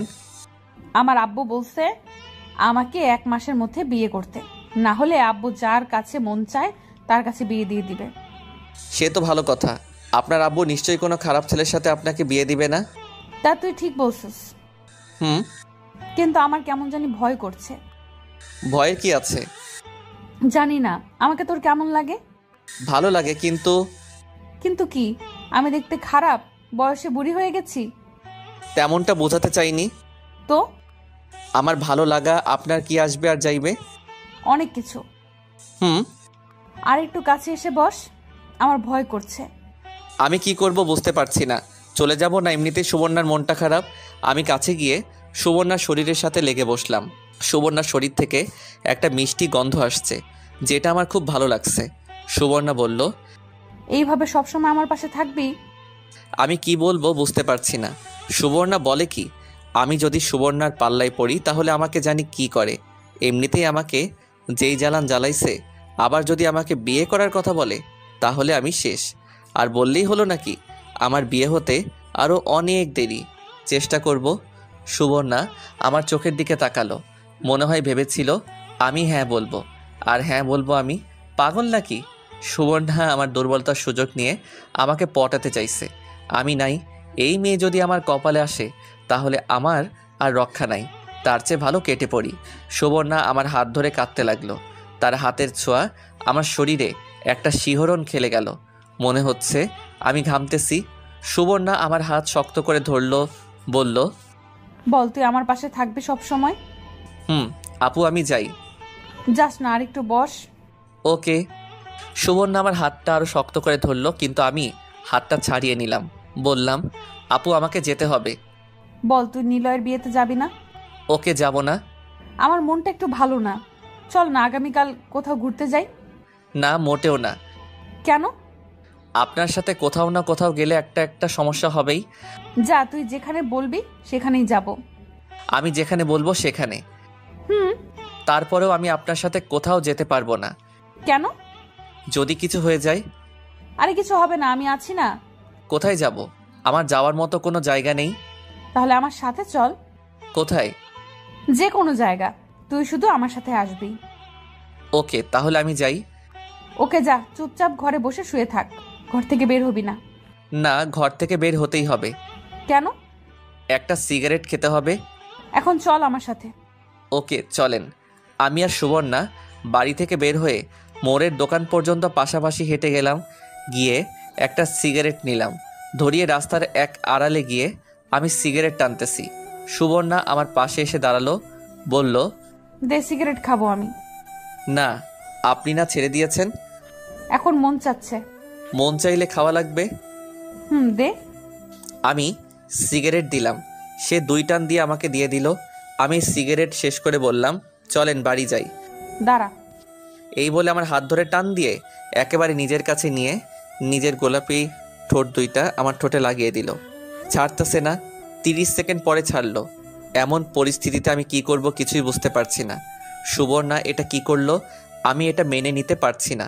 আমি বললাম, এটা কি করলেন? পাগল নাকি? পাগল হতে যাব কেন? তো এটা কি করলেন? যাতে তোর উপর কেউ অধিকার খাটাতে না আসে, সেজন্য আমি সেই অধিকার নিয়ে নিলাম। বললেই হলো? আমার মাথা গরম হয়ে যাচ্ছে। সুবর্ণার এমন কাজ আমি কোনোভাবেই মেনে নিতে পারছি না। বড় বলে সম্মান করি, কিন্তু তাই বলে এমন কাজ করবে? আমার মাথা গরম হলে কি জানি কি বলে ফেলি, তার কোনো ঠিক ঠিকানা থাকে না। তো চুপ, একদম চুপ। লুচ্চা মেয়ে, নিলয় ভাই আপনাকে খেয়ে ছেড়ে দিয়েছে। দেখছি না ছাদের মধ্যে আপনাদের কীর্তিকলাপ। বয়স্ক বুড়ি মেয়ে এখন আসছে আমার উপর অধিকার খাটাতে। আপনাদের মতো বেহায়া মেয়েদের আমি 2 চোখে দেখতে পারি না। আমার দুর্বলতার সুযোগ নিয়ে আপনি এমন কাজ কি করে করতে পারলেন? যত সব ফালতু মেয়ে, আর জীবনেও আমার ধারে কাছে আসবেন না। কি? আমি লুচ্চা মেয়ে, বয়স্ক বুড়ি? নিলয় আমাকে খেয়ে দিছে? ছি ছি সাকিব, ছি। তোকে আমি ভালো ভাবছিলাম। আপনি তো সবাইকে ভালো ভাবেন, নিলয় ভাইকে ভালো ভাবছিলেন না? দেখছেন কিভাবে আপনাকে খেয়ে ছেড়ে দিয়েছে? আমার তো মনে হচ্ছে আপনার পেটে। ঠাস ঠাস করে 2টা চড় দিল আমার গালে আর বলল, চুপ কুত্তা চুপ, আর একটা কথা বললে তোকে আমি খুন করে ফেলবো।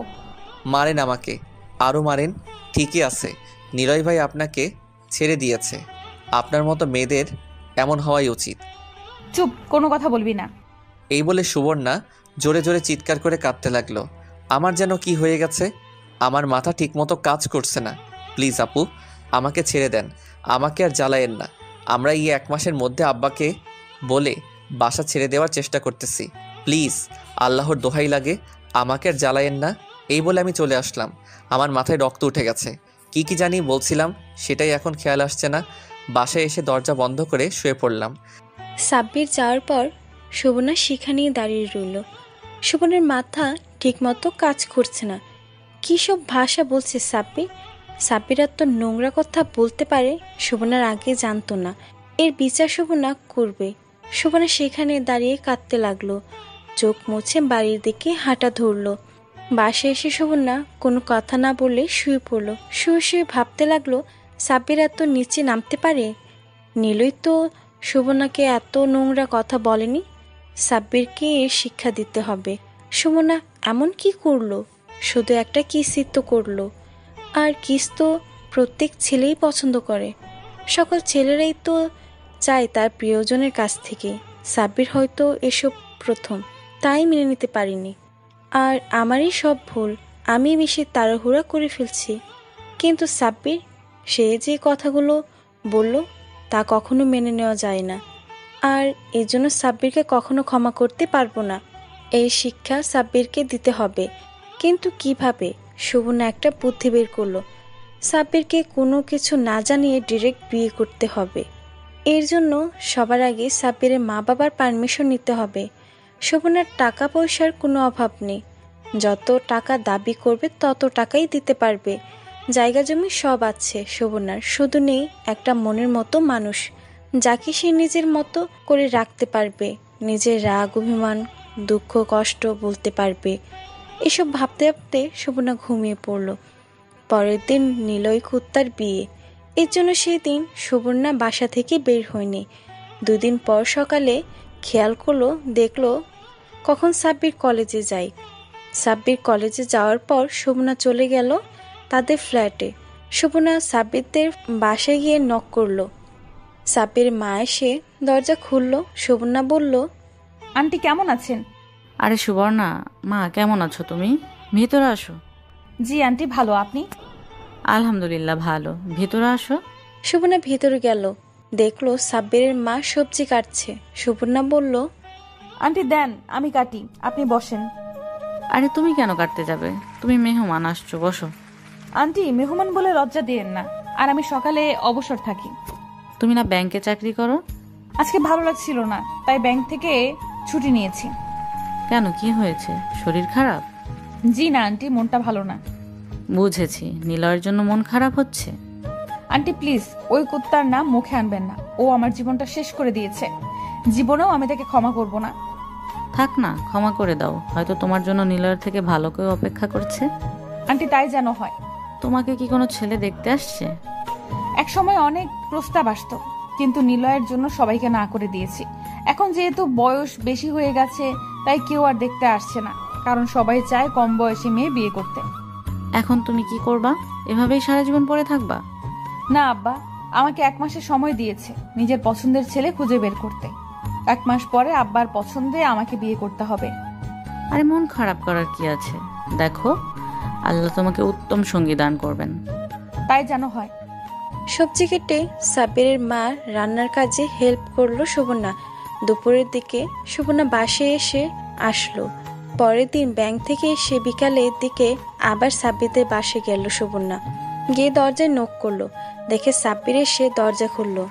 অনেকটা অবাক হয়ে সাব্বির বলল, আপনি এখানে কেন আসছেন? কেন? আমি তোর কাছে আসছি? আমি আসছি তোর মার কাছে। আমার মার সাথে কি কাজ আমাকে বলেন। সেসব জেনে তোর কি লাভ? সর সামনে থেকে। আবার কি প্যাঁচ লাগাতে আসছেন? সরবি নাকি তোর মাকে ডাক দিব? মা অসুস্থ, কথা বলতে পারবে না, এখন চলে যান। সর বলতেছি। না। এই বলে সুবর্ণা সাব্বিরকে ধাক্কা দিয়ে ঘরে ঢুকলো। সাব্বিরের মুখের দিকে তাকিয়ে একটা ভেংসি মারলো। সাব্বির মার কাছে চলে আসলো। সাব্বির সেখানে ঠায় দাঁড়িয়ে রইল। সুবর্ণা সাব্বিরের মাকে ডাক দিল, আন্টি আপনার বলে শরীর ভালো না? সুবর্ণা মা, তুমি আসছো? গতকাল রাত থেকে শরীরটা ভালো যাচ্ছে না। কি হয়েছে? মনে হয় জ্বর আসছে।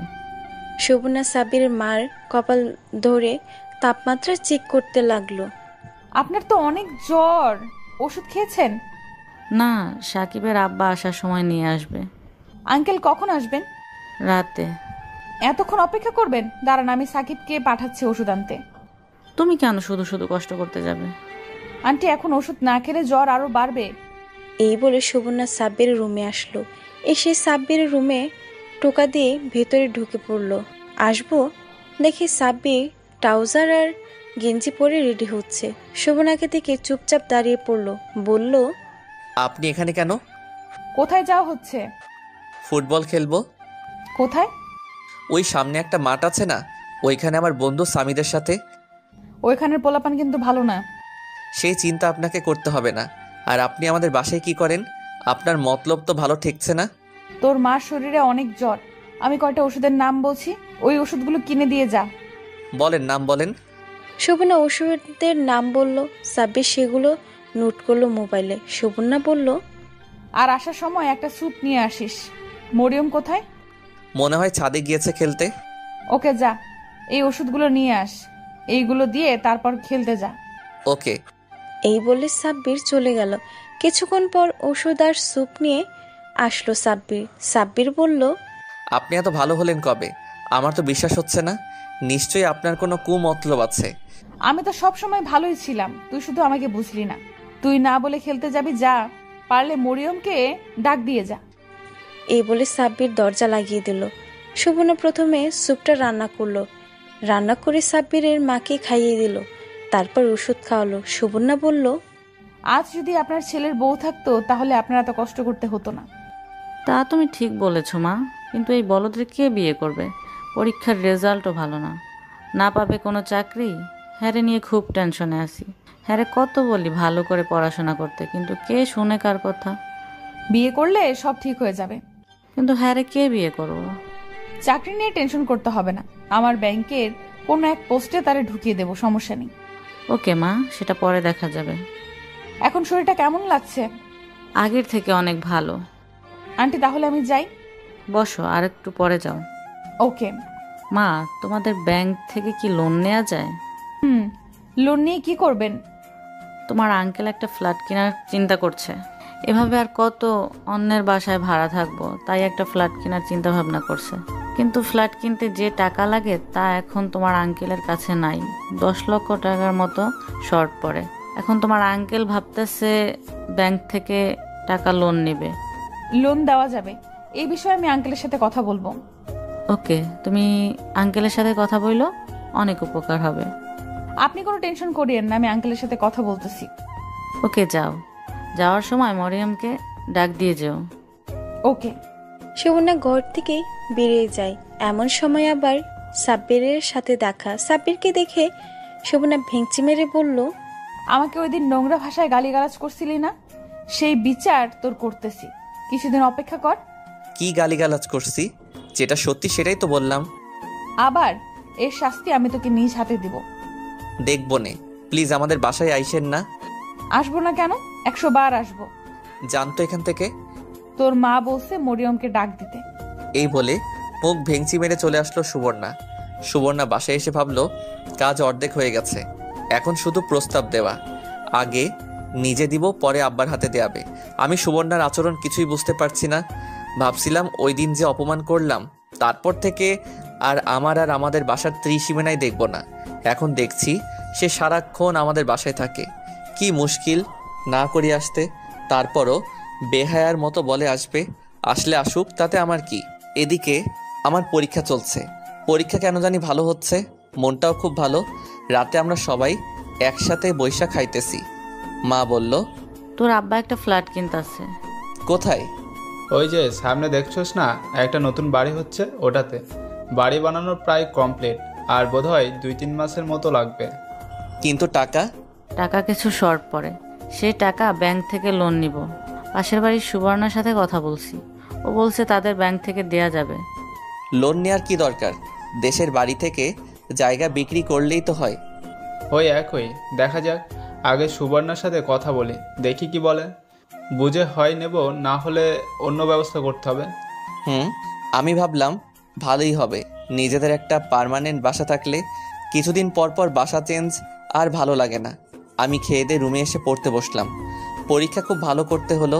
পরদিন পরীক্ষা দিয়ে আসার সময় নিলয় ভাইয়ের সাথে দেখা। নিলয় ভাই বলল, সাকিব, কি খবর, কেমন আছো? জি ভাই, ভালো। ইদানিং দেখতাছি সুবর্ণা তোমাদের বাসায় খুব আসা যাওয়া করতেছে, কারণটা তুমি জানো?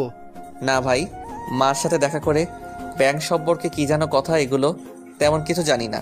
ওরে বেশি প্রশ্রয় দিও না, তোমার জীবন শেষ করে ফেলবে। কিন্তু ভাই, আমি শুনলাম আপনার সাথে তার বিয়ে হওয়ার কথা, কিন্তু বিয়ে দেখি হলো না। আরে ওই মেয়েটাকে কে বিয়ে করতে যাবে? সে আমার জীবনটা শেষ করে দিয়েছে। সে এত পরিমাণ জ্বালিয়েছে আমারে, তা বলে শেষ করা যাবে না। আমি ভাবছিলাম বিয়ের পর জানি আমার কি করবে, সেই ভাই আমি তাকে বিয়ে করি নাই। কিন্তু ভাই, আমরা তো শুনলাম বয়স বেশি হওয়ার কারণে আপনি তাকে বিয়ে করেননি। সেটাও একটা কারণ আছে, কিন্তু সে আমাকে খুব প্যারা দিত। কিন্তু তার কাছে আপনি সারা জীবন ঘৃণার পাত্র হয়ে থাকবেন। আরে ছোট ভাই, জীবনে এরকম সমস্যা কিছু আসবেই, সেটা কোনো প্রবলেম না। তোমাকে আমি একটা সাজেশন দেই, তাকে সবসময় এড়িয়ে চলবা, না হলে তোমার জীবন শেষ করে দিবে। ওকে ভাই। আমি বাসায় আসলাম, এসে দেখি সুবর্ণা মার সাথে জমিয়ে আড্ডা দিচ্ছে। আমি আমার রুমে চলে আসলাম। নিলয় ভাইয়ের কথাগুলো মনে পড়ছে। সে খুব প্যারা দেয়, সেটা ঠিক, কিন্তু বয়স কোনো ফ্যাক্টর না। আমি বুঝতে পারছি না সুবর্ণা চাচ্ছেটা কি। সারাক্ষণ মার সাথে থাকে। দূর, সেসব দেখে লাভ নাই। আমি আমার মতো থাকি। পরীক্ষা শেষ হলো, পরীক্ষা সবগুলো ভালো হলো, মনটাই অন্যরকম লাগছে। কলেজ থেকে ছুটি পাওয়া গেছে। এখন ভাবছি কিছুদিন শান্তি মতো রেস্ট করতে পারবো আর ঘুরতে পারবো। পরীক্ষা যেদিন শেষ করলাম, পরদিন আব্বা এসে বলল, কিরে, তোর তো পরীক্ষা শেষ, যা তো গ্রামের বাড়ি থেকে ঘুরে আস। কেন, সেখানে কোনো কাজ আছে? জমিগুলো দেখে আসবি। মোট কতটুকু জমি আছে সেগুলো মাপতে হবে আর হিসেব করতে হবে। কত লক্ষ টাকা জমি আছে, ফ্ল্যাটের জন্য টাকা বের করতে হবে। তাই চিন্তা করলাম জমিটুকু বিক্রি করে ফেলি। কখন যাব? এখন চলে যা। আজকে সারা রাত থাইকে পরের দিন সন্ধ্যায় সেখান থেকে রওনা দিস। ওকে, আমি রেডি হয়ে দেশের বাড়ির উদ্দেশ্যে রওনা দিলাম। শোভনা পরের দিন ঠিক করলো সাব্বিরের মাকে বলবে। রীতিমতো দুপুরের পর শোভনা সাব্বিরদের বাসায় এসে হাজির। সাব্বিরের মা দেখে অনেক খুশি হলো। শোভনা বলল, এই নিন আন্টি। শোভনা আসার সময় শুটকি ভর্তা করে নিয়ে আসছিল। সাব্বিরের মা দেখে খুব খুশি হলো। শোভনা বলল, আন্টি একটা কথা বলার ছিল, কিন্তু সাহস হচ্ছিল না। সাহসের কি আছে? তুমি তো আমার মেয়ের মতোই, বলো কি বলবা। কি করে যে বলি। আরে বলো তো, লজ্জার কি আছে? আন্টি, সাকিবকে আমি বিয়ে করতে চাই। আন্টি শোভনার এমন কথা অপ্রস্তুত হয়ে যায়। কিছুক্ষণ শোভনার মুখের দিকে তাকিয়ে থাকে। শোভনা বোকার মেয়ের মতো মাথা নিচু করে বসে রইল। সাব্বিরের মা বলল, কিন্তু মা, সাকিবের তো বিয়ের বয়স হয় নাই। আন্টি, ওর বয়স কত? 22 হবে হয়তো। আন্টি, বিয়ে করার একদম পারফেক্ট। কিন্তু মা, সে এখনো পড়াশোনা করে, তোমাকে কি খাওয়াবে? তোমাকে খাওয়াবে কি? আর কবে না কবে চাকরি পায়, তার কোনো ঠিক ঠিকানা আছে? আন্টি, আমি চাকরি করি, সেসব টেনশন আপনাকে করতে হবে না। কিন্তু মা, আসল কথা হলো সে তোমাকে পছন্দ করে কিনা। সে যদি তোমাকে পছন্দ করে তাহলে আমাদের বিয়ে দিতে প্রবলেম নেই। আন্টি, তার পছন্দ দিয়ে আমার কোনো কিছু আসে না। পছন্দ হলো আপনাদের হাতে। আপনি আর আঙ্কেল যদি হ্যাঁ বলে দেন, তাহলে সে কখনোই না করতে পারবে না। তারপরেও তার পছন্দ দেখা উচিত না? শোভনা কাঁদতে কাঁদতে বলতে লাগলো, আন্টি প্লিজ না করেন না। আব্বা কার কাছে জানি বিয়ে দেয়, তার কোনো ঠিক ঠিকানা নাই। এমনও হতে পারে আমার সারা জীবন কুমারী হয়ে থাকতে হবে। প্লিজ আন্টি, না করেন না। শোভনার চোখের পানি দেখে সাব্বিরের মা এসে শোভনাকে জড়িয়ে ধরলো। শোভনা সাব্বিরের মাকে জড়িয়ে ধরে আরো জোরে জোরে কাঁদতে লাগলো। সাব্বিরের মা বলল, কেঁদো না মা, কেঁদো না। এর জন্য কাঁদতে হবে? আমি তোমার আঙ্কেলের সাথে কথা বলবো। শোভনার চোখের পানি মুছে বলল, প্লিজ আন্টি, না করেন না। আপনি তো আমার মায়ের মতো। আপনি কি আপনার মেয়ের এমন কষ্ট সহ্য করতে পারতেন? সুবর্ণা, আমি তো বলছি তোমার আঙ্কেলের সাথে কথা বলবো, আর সাকিবকে জিজ্ঞেস করি তার কি মত। প্লিজ আন্টি, সাকিবকে এই সম্পর্কে কিছু বলবেন না। কেন? আমি তাকে সারপ্রাইজ দিতে চাই। আমি এটা করতে পারবো। সে তোমাকে বিয়ে করবে, তার মত অবশ্যই থাকতে হবে। না আন্টি, তাকে প্লিজ বলবেন না। আপনি আর আঙ্কেল রাজি থাকলেই হবে। ওকে, তোমার আঙ্কেলকে জিজ্ঞাসা করে দেখি। আন্টি প্লিজ না করেন না। আন্টি, আপনার পায়ে পড়ি। আরে কি করছো? ওকে, তুমি আগামীকাল তোমার বাবা আর মাকে নিয়ে আমাদের বাসায় এসো। ওকে, তাহলে আন্টি আমি এখন যাই। ওকে। শোভনার খুশি ধরে না। সাব্বিরের মা ম্যানেজ করে ফেলেছে। এখন শুধু সাব্বিরের বাবা হ্যাঁ বললেই হলো। সাব্বির, তুই রেডি থাক, তোর খবর আছে। এই সবগুলোর বিচার করব বাসর রাতে। পরের দিন যখন দেখলো সাব্বির পরীক্ষা দিয়ে বের হচ্ছে, তখন শোভনা তার মা আর বাবাকে নিয়ে সাব্বিরদের বাসায় হাজির। শোভনার বাবাকে শোভনা আগে থেকেই সবকিছু বলে রেখেছিল। ভেতরে ঢুকে সালাম দিল শোভনা। আঙ্কেল কেমন আছেন? জি ভালো। আঙ্কেল, আমার আব্বা আর আম্মু। ভিতরে আসেন, ভিতরে আসেন। শোভনা আর শোভনার বাবা আর মাকে নিয়ে ভিতরে ঢুকলো। সাব্বির মা সবাইকে হালকা নাস্তা দিল। শোভনার আব্বু বলল, আমার মেয়েটা আপনার ছেলেকে বিয়ে করতে চায়, আপনার কি মত? সাকিবের মা আমাকে রাতে এই বিষয়ে বলেছে। এখানে আমার কি বলার আছে? বিয়ে করবে ওরা দুজন, ভবিষ্যতে সংসার করবে ওরা। এখানে আমি কি বলবো? এক্ষেত্রে সাকিব যদি রাজি থাকে, সাকিবের যদি সুবর্ণাকে পছন্দ করে, তাহলে আমার কোনো সমস্যা নেই। কিন্তু সুবর্ণা চাচ্ছে সাকিবকে না বলে বিষয়টা শেষ করতে। না, আমি সাকিবের মত না নিয়ে কোনো কিছু সিদ্ধান্ত নিতে পারবো না। পরে কোনো সমস্যা হলে সাকিব দুষবে আমাদের। আরে থাক না, সমস্যা হবে কেন? সুবর্ণা মা তো খুব ভালো একটা মেয়ে। ভালো মেয়ে সেটা তো জানি। এই সমাজ তার মতো ভালো মেয়ে পাওয়া মুশকিল। কিন্তু সাকিবের তো একটা মত প্রকাশের স্বাধীনতা আছে, তাকে অবশ্যই বলতে হবে। আপনি বললে সাকিব কখনোই না করতে পারবে না। জানি না করতে পারবে না, হেলে তো জিজ্ঞেস করতে হবে। শোভনা হাসতেছে, সাব্বির আব্বা রাজি হচ্ছে না। শোভনা সাব্বিরের আব্বার পায়ে ধরে কাঁদতে কাঁদতে বলতে লাগে, আঙ্কেল প্লিজ এমন করেন না, আমার মতো অভাগা মেয়েকে আপনি ফিরিয়ে দিয়েন না প্লিজ আঙ্কেল। আমি সব সময় তার বাধ্য হয়ে থাকবো, তাকে কখনো কষ্ট দিব না, সে যা বলবে তাই করব। প্লিজ আঙ্কেল আমাকে ফিরিয়ে দিয়েন না। সাব্বির আব্বা সাব্বিরের মার মুখের দিকে তাকালো। তারপর সাব্বির আব্বু বলল, মা প্লিজ কেঁদো না, ওঠো। আমি কথা দিলাম তোমার সাথে সাকিবের বিয়ে দেবো, তুমি যেভাবে বলবে সেভাবে। সাব্বির মা এসে শোভনাকে উঠিয়ে নিয়ে গেল। শোভনার আব্বু বলল, তো ভাই আমি চাচ্ছি যত তাড়াতাড়ি কাজটা সম্ভব হয়ে যায়। সেটাই হোক। আমার মাথায় একটা আইডিয়া আসছে, যেটা হলো আমি শুনলাম সাকিবের এখন পরীক্ষা চলছে, পরীক্ষা শেষ হলেই তাকে একদিনের জন্য দেশের বাইরে পাঠিয়ে দিন। এই দিনের ভিতরে আমরা কাজ সেরে ফেলতে চাই। ওকে, তাই হোক। আব্বা পকেট থেকে একটা খাম বের করে সাব্বিরের আব্বার দিকে এগিয়ে দিয়ে বলল, বেয়ান, আমার মেয়ের থেকে শুনলাম আপনি একটা ফ্ল্যাট কিনতেছেন, প্লিজ এটা গ্রহণ করুন। সাব্বিরের আব্বা কৌতূহল বশত খামটা হাতে নিয়ে খুলে দেখলো 10 লক্ষ টাকার একটা চেক। অবাক হয়ে প্রশ্ন করলো, বিয়ান, এটা আমি গ্রহণ করতে পারবো না, কারণ তাহলে আপনি আমাদের টাকা দিচ্ছেন, আপনার মেয়েকে দেন নাই। বেয়ান, সেরকম কিছু না, আমাদের পক্ষ থেকে এটা হাদিয়া, আর আপনি তো জানেন হাদিয়া ফিরিয়ে দিতে নেই। তারপরেও এটা আমি গ্রহণ করতে পারবো না, এমনিতেই আপনার মেয়ে আমার জন্য অনেক বড় কিছু, প্লিজ এটা আমি গ্রহণ করতে পারবো না। দয়া করে এটা গ্রহণ করুন। সাব্বিরের বাবা কি যেন ভাবলো, তারপর বলল, সুবর্ণা মা, তুমি এটা রাখো পড়ে, তুমি এটা সাকিবকে দিও, দেখো সাকিব গ্রহণ করে কিনা। জি আঙ্কেল। তাহলে বিয়াই আমি উঠি, আমার একটু বের হতে হবে, আপনারা সবাই লাঞ্চ করে যাবেন। আমারও একটু বের হতে হবে। শোভনা সাব্বিরের মারের বাবার পায়ে ধরে সালাম করলো। শোভনা খুশি ধরে না, মরিয়ম যেন খুশিতে। আজ থেকে সাব্বিরের বিয়ে হবে, মরিয়ম খুশি শেষ। বিয়ে হওয়ার আগে ভাবি রাখা শুরু করলো। যথারীতি দিন সাব্বির পরীক্ষা শেষ হলো। পরের দিন সাব্বিরকে যখন দেশের বাড়িতে পাঠিয়ে দিয়েছে, সেদিন থেকে বাড়ি সাজানো হয়েছে। পরের দিন যেদিন সাব্বির আসবে, কথা হয়েছে সাব্বির আসতে আসতে সন্ধ্যা হবে। সন্ধ্যার সময় কাজে ডাকলো। সুবর্ণা যথারীতি কবুল বলে দিল। আর কবুল বলবে না কেন? যার জন্য এত কষ্ট করলো তার জন্য কবুল বলতে কিসের আপত্তি? সুবর্ণা সাব্বিরের ঘরে মাথায় ঘুমটা দিয়ে বসে রইল সাব্বিরের অপেক্ষায়। আমি ভাবি এসব কাজ কেন আমাকে দেয়। যেদিন গিয়েছিলাম পরদিন জমিটুকু মাপলাম অনেক কষ্টে, মেপে হিসেবে করে বিকালের দিকে ঢাকার উদ্দেশ্যে রওনা দিলাম। বাড়ি থেকে ফোন করলে বলে দিলাম আসতে সন্ধ্যা হবে। আমি ঘন্টা 2 জার্নি করে ঢাকায় পৌঁছালাম। পৌঁছে বাড়ির উদ্দেশ্যে রিক্সা নিয়ে রওনা দিলাম। বাসায় পৌঁছে দেখি অনেক জুতা দরজা খুলে আছে।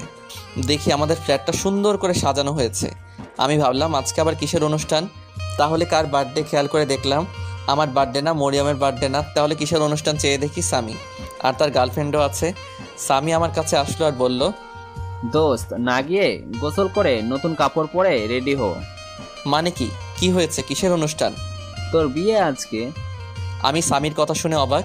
কি আমার বিয়ে? মজা করস তুই? তোর কি এসব দেখে মজা মনে হচ্ছে? যা দোস্ত গোসল করে রেডি হো। আমার বিয়ে? আমি বিশ্বাস করতে পারতেছি না। আর কার সাথে?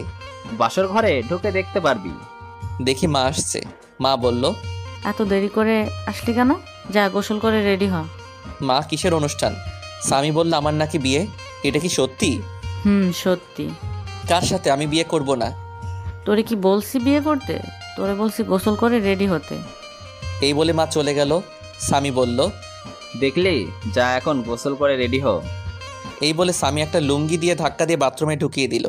আমি বাধ্য হয়ে বাথরুমে ঢুকলাম। কি হচ্ছে কিছুই বুঝতে পারছি না। আমি বিয়ে করব না, তাই ভাবলাম আজকে সারা রাত বাথরুমে কাটিয়ে দিব। কিছুক্ষণ পর সামি ডাকাডাকি শুরু করলো, মাও ডাকাডাকি শুরু করলো। আমি বললাম, মা বিয়ে করব না। আর কার সাথে বিয়ে হচ্ছে সেটা বলো আগে। তুই বিয়ে করবি না, তোর ঘাড়ে করবে। তোরে 5 মিনিট টাইম দিচ্ছি। 5 মিনিটের ভিতরে তুই বাথরুম থেকে বের না হলে দরজা ভেঙে তোরে বের করব। কি করব বুঝতে পারছি না। আমি গোসল করে বাথরুম থেকে বের হলাম। বের হলে স্বামী আমাকে নতুন কাপড় দিল পরার জন্য, একেবারে জামাইয়ের পোশাক। আমি বাধ্য হয়ে জামাইয়ের পোশাক পরে ঘর থেকে বের হলাম। দেখি আব্বাও আসছে। আমার মাথা কোনো কাজ করছে না, কি হচ্ছে আমার সাথে, কার সাথে আমার বিয়ে হচ্ছে। সুবর্ণার সাথে না না না, এ হতে পারে না। সুবর্ণার সাথে বিয়ে হওয়ার থেকে ভালো সারা জীবন বিয়ে না করে থাকা ভালো। স্বামী আমাকে কাজীর সামনে বসালো। কাজী দোয়া পড়ল আর বলল কবুল বলতে। আমি কবুল বলতাম না, ঠিক করে রাখলাম, যত কিছুই হোক আমি কবুল বলবো না। মা এত করে বলতে লাগলো কবুল বলতে, আমি কোনো কথাই কানে নিচ্ছি না। অবশেষে আব্বা বলল কবুল বলতে। আমি মার মুখের দিকে তাকালাম, দেখি মা বলছে কবুল বলতে। আব্বার মুখের দিকে তাকালাম, দেখি আব্বাও বলছে কবুল বলতে। মনে মনে ভাবলাম আব্বা আর আম্মা যেহেতু বলছে কবুল বলতাম, তাহলে সমস্যা কি? আর আব্বা মা তো আমার জন্য কখনো খারাপ মেয়ের সাথে বিয়ে দিবে না। আব্বা আর মার মুখের দিকে তাকিয়ে আমি কবুল বলে দিলাম। সবাই একযোগে উঠল আমিন। আমি কাগজে সিগনেচার করলাম। আমাকে সবাই মিষ্টি খাওয়ালো। এদিক সেদিক ঘুরে আমি আমার ঘর মানে বাসর ঘরে ঢুকলাম। দেখি খুব সুন্দর করে বাসর ঘর সাজানো হয়েছে। দেখি খাটের মাঝখানে একটা মেয়ে বসে আছে, মাথায় ঘোমটা দিয়ে। আমি পায়ে হেঁটে খাটের এক কোণায় বসলাম। আমি আমার কাপা কাপা হাতে মেয়েটার ঘোমটা উঠালাম। ঘোমটা উঠিয়ে যা দেখলাম তা আমার পক্ষে মেনে নেওয়া সম্ভব না। দেখি আমার চিরচেনা শত্রু সুবর্ণা। Season 1 complete.